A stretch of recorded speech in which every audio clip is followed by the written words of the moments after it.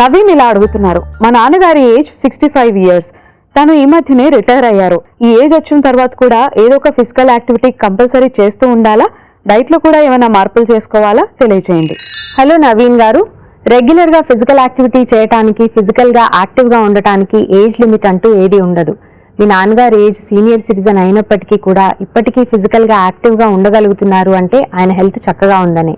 So ఎన్ని రోజులు వీలైతే అన్ని రోజులు ఆయన అలా ఫిజికల్ యాక్టివిటీ కంటిన్యూ చేసుకొనివ్వచ్చు. అయితే డైట్లో డెఫినెట్లీ కొన్ని రకాల మార్పులు చేసుకోవాలి.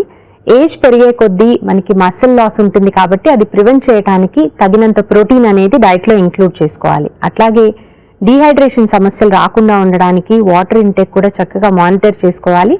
కేవలం నీళ్లు తాగడం మాత్రమే కాకుండా water rich fruits and vegetables కూడా రెగ్యులర్గా డైట్లో ఇంక్లూడ్ చేసుకోవాలి.